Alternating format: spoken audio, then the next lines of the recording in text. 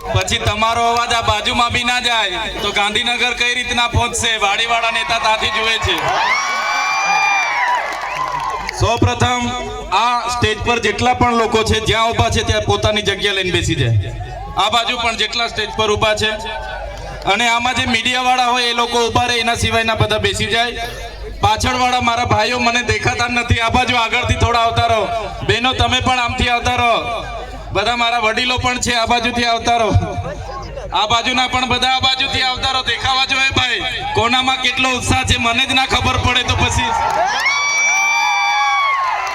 પાછળ ઊભા છે થોડા આગળથી ખસકી જાવ. આ બાજુ મને દેખાવા જોઈએ.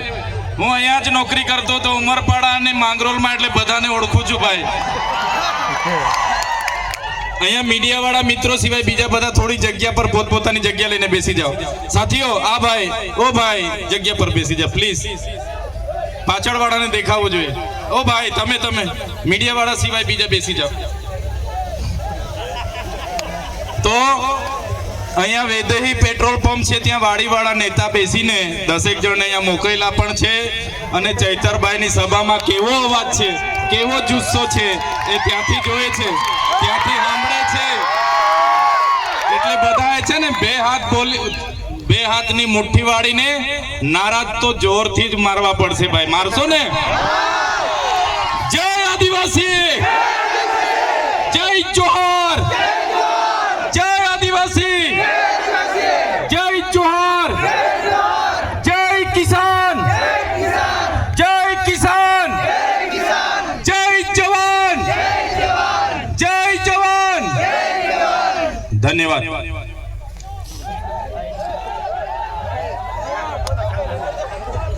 બેસી જાઓ, બેસી જાઓ, જગ્યા લઈ લો બધા પોતપોતાની. અહીંયા બેસી જાઓ ભાઈ, તમે ઊભા છો મીડિયા વાળા સિવાય બીજા બધા બેસી જાઓ.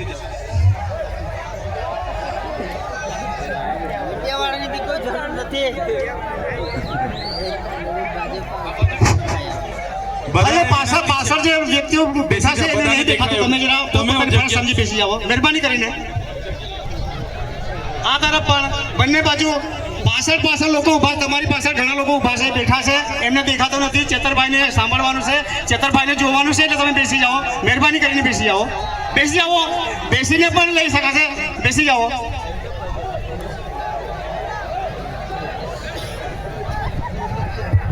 મીડિયા મિત્રો સિવાય બીજા જેટલા પણ જોવાનીઓ છે એમને વિનંતી છે કે બેસી જાઓ. આ બાજુ પણ છે તે લોકોને પણ વિનંતી છે કે બેસી જાઓ. આપણે ચેતરભાઈને સાંભળવાના છે, એમને જોવાના છે, એમની બે વાતોને મનન કરવાની છે. એટલે મિત્રો આપણે સમય પણ થોડો લઈશું, એટલે મહેરબાની કરીને જોવાની આવવાની વિનંતી છે કે જે આગળથી થોડા બેસી જાય એટલે પાછળના મિત્રોને દેખાય. પ્લીઝ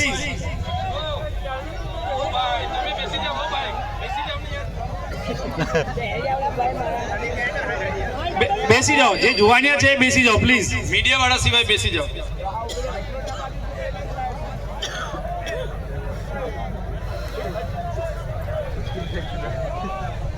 મીડિયા વાળાને રાખો અને એના સિવાય બીજા બેસી જાઓ. બેસાડી દે.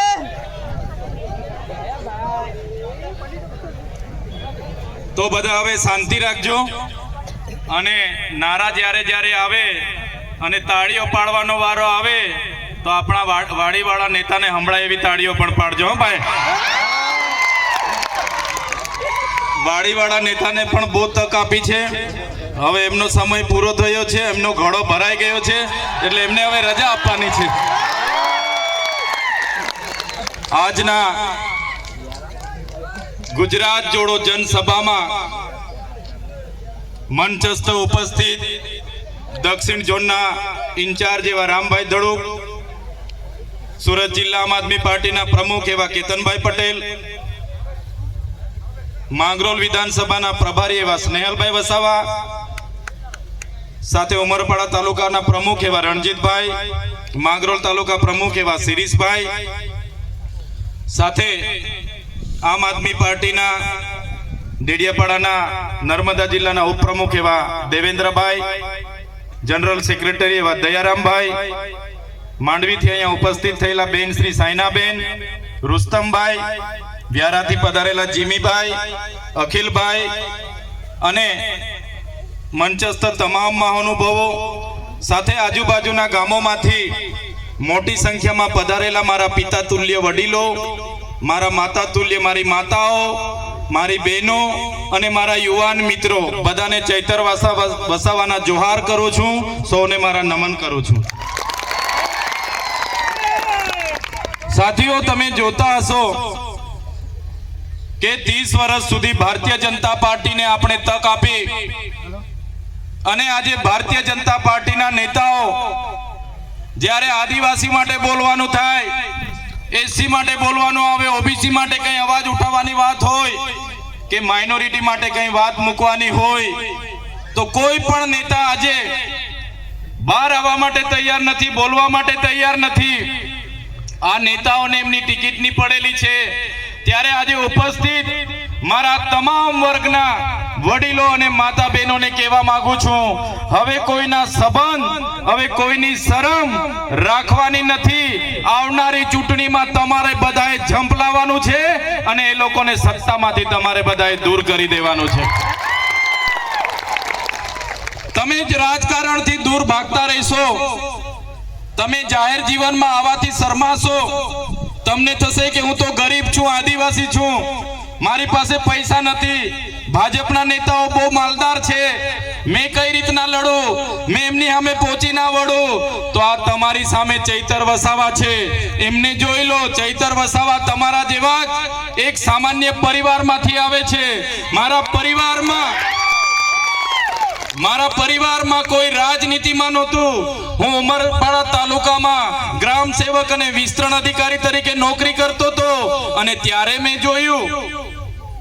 મેં જોયું કે ભાજપના નેતાઓ તો બધા ભણેલા ગણેલા કંઈ છે નથી, એમના કરતા તો હું સારું ભણેલું છું અને આ નેતાઓના આદેશો અમારે માનવાના, નેતાઓના કહેવું કામ અમારે કરવાનું. અને પછી મેં રાજીનામું મૂકી દીધું અને રાજનીતિમાં આવી ગયો. આજે ડેડિયાપાડા અને સાગબારા જનતાને તમે તાળીઓથી વધાવી દો કે મને ધારાસભ્ય બનાવી દીધો છે. એટલા માટે ડેડિયાપાડા અને સાગબારાની જનતાને યાદ કરવી પડે કે ભારતીય જનતા પાર્ટીના વચનોમાં આવ્યા વગર, ભારતીય જનતા પાર્ટીના લોભ લાલચમાં આવ્યા વગર, કોઈના પૈસામાં આવ્યા વગર, કોઈના દારૂ અને ચવણામાં આવ્યા વગર અમારી ડેડિયાપાડા અને સાગબારાની જનતા અમારા જેવા યુવા નેતાઓને ધારાસભ્યમાં ચૂંટીને ગાંધીનગર મોકલ્યા છે. એટલા માટે ડેડિયાપાડા અને સાગબારાની જનતાને અભિનંદન આપવા પડે કે ડેડિયાપાડા અને સાગબારામાં તલાટીઓ નહોતા મળતા. ડેડિયાપાડા અને સાગબારામાં જ્યારે ટીડીઓ ના મળે, ગ્રામ સેવક ના મળે અને જ્યારે ડેડિયાપાડાની જનતાએ અમારો સહકાર લીધો, અમને સમર્થન આપ્યું, ત્યારે નરેન્દ્રભાઈ મોદીને ડેડિયાપાડામાં આવવું પડ્યું અને ડેડિયાપાડામાં નરેન્દ્ર મોદીના ભીડ ભેગી કરવા માટે, નરેન્દ્રભાઈ મોદીની ભીડ ભેગી કરવા માટે એમના મુખ્યમંત્રી, એમના નાયબ મુખ્યમંત્રી, એમના મંત્રીઓ, એમના તંત્રીઓ, સંત્રીઓ, જંત્રીઓ, ધારાસભ્ય, સાંસદો ગલીએ ગલીએ ફરતા થઈ ગયા. ગલીએ ગલીએ ફરતા થઈ ગયા. પછી પણ ડેડિયાપાડા અને સાગબારાની જનતાએ નેત્રંગમાં આવીને પોતાનો પરચો આપી દીધો કે અમે ઓરિજિનલ આદિવાસીઓ છીએ. એટલા માટે સાગબારા અને ડેડિયાપાડાની જનતાને દર જગ્યાએ હું યાદ કરું છું. ક્રાંતિની શરૂઆત આ વિસ્તારમાં ડેડિયાપાડા અને સાગબારાના વિસ્તારથી થઈ છે. સાથીઓ, તમે પણ સાથે જોડાયેલા છો. હવે અહીંના નેતાઓની શરમ છોડી દો, એમના સંબંધ છોડી દો અને તમે આવનારા દિવસોમાં રાજનીતિમાં આવી જાઓ. તાલુકા, જિલ્લા અને આવનારી વિધાનસભા આપણે જીતવાની છે. તમે રાજનીતિથી દૂર નહીં ભાગશો. તમારા જેવા સારા લોકો રાજનીતિથી દૂર ભાગે છે. ભાજપની શરમ નડે છે, કોંગ્રેસના સંબંધ નડે છે, એના લીધે આપણા પર ખરાબ અને ખોટા લોકો શાસન કરે છે અને આપણું શોષણ થાય છે, આપણી જમીનો છીનવાય છે, આપણા ગામ વિસ્થાપિત થાય છે, આપણું ઝાડ, જંગલ અને જમીન પરના અધિકારો છીનવાય છે. મારા સાથીઓ, તમે જોયું હશે આજે વિધાનસભામાં આદિવાસી સમાજના 27 ધારાસભ્ય છે. અમે 1-2 ધારાસભ્ય સિવાય કોઈ આદિવાસી સમાજ માટે બોલવા તૈયાર નથી. અમે ઉકાઈના વિસ્થાપિતો માટે બોલીએ, અમે નર્મદાના વિસ્થાપિતો માટે બોલીએ, અમે કરજણના વિસ્થાપિતો માટે બોલીએ, અમે આદિવાસી વિસ્તારના શિક્ષણ માટે બોલીએ, આદિવાસી વિસ્તારના શાળાઓ માટે બોલીએ, આરોગ્ય માટે બોલીએ, અને આપણા જ નેતાઓ સરકારની વાહવાહી કરે ત્યારે આપણા યુવાનોને આહવાન કરું છું, જે નેતાઓ આપણા મત બેંક તરીકે સમાજનો ઉપયોગ કરે છે એવા નેતાઓને હવે તમારે ઓળખી લઈને જાકારો આપવાનો સમય હવે આવી ગયો છે. તમે જોયું હશે, આપણા લોકોને ગામમાં રોજગારી પૂરી પડે, દરેક વ્યક્તિને 100 દિવસની મનરેગામાં રોજગારી મળે, એના માટે કરોડો રૂપિયા બજેટ બને છે. પણ કરોડો રૂપિયા જાય છે ક્યાં? એમના મંત્રીઓના દીકરાઓની એજન્સીમાં જાય છે. તમે જોયું હશે, આપણા લોકોને પીવાના પાણી મળે એના માટે નલ સે જલ યોજના બને છે. નલ સે જલ યોજનાના કરોડો રૂપિયા વપરાઈ જાય છે, પણ હજુ નળમાંથી પાણી નથી આવતું. પૈસા જાય છે ક્યાં? એમના ધારાસભ્ય, એમના સાંસદના ખિસ્સામાં જાય છે. નળો તો બધા ઘરે બેસી ગયા છે, પાઇપલાઈનો બધી આવી ગઈ છે, પણ નળમાંથી હજુ પાણી આવ્યું. પાછળવાળા બોલતા નથી. પાણી આવતું હોય તો કેજો ભાઈ. પાણી આવતું? ત્યારે આદિવાસીઓના બજેટમાંથી આજે આ લોકો વિકાસ સપ્તાહના રથો લઈને ગામડે ગામડે પ્રોગ્રામો કરે છે, અમૃત મહોત્સવના પ્રોગ્રામો કરે છે, ગૌરવ યાત્રાઓ કાઢે છે, આ લોકોની માર્ચ યુનિટી કાઢે છે. એ પૈસા કોના છે? એ પૈસા જનતાના છે. તલાટીઓને, આંગણવાડીઓને, ગ્રામ સેવકોને, નરેગાના કર્મચારીઓને, ડીઆરડીના કર્મચારીઓને, બધા લોકોને ભીડ ભેગી કરવા માટે લગાડી દે છે. ત્યારે આ સરકાર પાસે પોલીસનો એક હથિયાર છે, કર્મચારી એક હથિયાર છે. એમના ઉપયોગ કરીને આજે ગ્રાન્ટો વાપરવાની, તાઇફાઓ કરવાના. પણ મારી જનતાને હું કહેવા માંગુ છું, તમારા બજેટથી, તમારા ટેક્સથી પગાર લેનારા અધિકારીઓ હોય કે અમારા જેવા નેતાઓ હોય, એમને પણ હવે તમારે જાગી જવાનું છે. તલાટીથી લઈને કલેક્ટર સુધીના તમામ લોકો તમારા નોકર છે. અમારા જેવા ધારાસભ્ય પણ તમારા સેવક છે. અમને પણ પગાર તમારા ટેક્સ માંથી મળે છે. કોન્સ્ટેબલ થી લઈને એસપી સુધી, ડીઆઈજી થી લઈને આઈજી સુધી, તલાટી થી લઈને કલેક્ટર સુધી જેટલા પણ અધિકારીઓ છે એમનો પગાર તમારા ટેક્સ માંથી આવે છે. એમનો પગાર તમે ચૂકવો છો, અમારો પગાર પણ તમે ચૂકવો છો.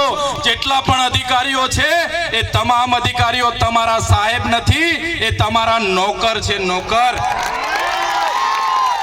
અમે તમારા સાહેબ નથી, અમે તમારા સેવક છે. અમને પણ તમારા ટેક્સ માંથી પગાર મળે છે. મહિનો થાય ને અમારામાં પગાર જમા થાય છે, એ પૈસા પણ તમારા છે. અમે પણ તમારા સાહેબ નથી, અમે પણ તમારા સેવક છે. ત્યારે આ બજેટનું રકમ જે એમના તાઇફાઓમાં વપરાય છે એના માટે પણ આપણે જાગવું પડશે સાથીઓ. અહીંયા પોલીસના કેટલાક અધિકારીઓ છે, કેટલાક કર્મચારીઓ છે, એમના માટે જોરદાર આપણે તાળીઓ પાડી લો.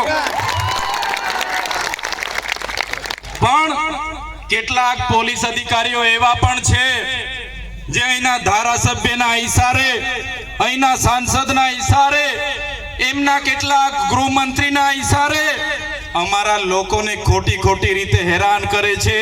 એવા પોલીસ અધિકારીઓને પણ હું કહેવા માંગુ છું, 2027માં અમારો સમય આવે છે. 2027માં અમારો સમય આવશે. અમે તમારા જેવા પોલીસ અધિકારીઓ જે ભ્રષ્ટાચારી છે, હપ્તાખોરી કરે છે, જે લોકોને રાતોરાત કરોડપતિ બનવું છે, એવા લોકોને પણ પ્રમોશન આપીને સાબરમતી જેલમાં મોકલવા માટે અમે તૈયાર છીએ. જે પોલીસ અધિકારીઓ નિષ્ઠાવાન છે, સુરક્ષા, સેવા અને શાંતિનું કામ કરે છે, બંધારણમાં મળેલી જવાબદારીનું કામ કરે છે, એવા પોલીસ અધિકારીઓને ચૈતર વસાવાના કડા ખાતે સલામ. પણ જે પોલીસ અધિકારીઓ અમારા લોકોને હેરાન કરે છે, પરેશાન કરે છે, એ પોલીસ અધિકારીઓને આ મંચ પરથી કહેવા માંગુ છું, અમારો સમય આવવાનો છે અને અપના ટાઈમ આएगा. એ દિવસે તમારા પટ્ટા પણ અમે ઉતારીને મૂકી દઈશું. તમારા પટ્ટા એ કમરમાં પહેરવા માટે આપ્યા છે. તમારા પટ્ટા ગળામાં પહેરીને ધારાસભ્યની સાથે ફરવા માટે નથી. તમારા પટ્ટા ટોમીની જેમ સાંસદ સાથે ફરવા માટે નથી.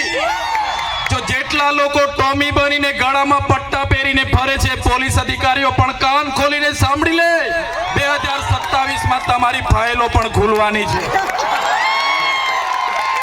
અમે દારૂ અને ડ્રગ્સ રોકવાની વાત કરીએ ત્યારે મારા પોલીસ અધિકારીઓ પીવાવાળાને લઈને આવે છે.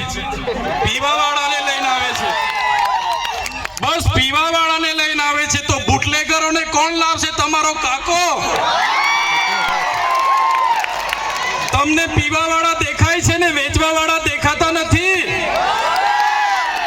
ત્યારે એવા પોલીસ અધિકારીઓને પણ કહેવા માંગુ છું, અમે દારૂ અને ડ્રગ્સ માટે લડીએ છીએ, વિધાનસભામાં પણ લડીએ છીએ ને સડક પર પણ લડીએ છીએ.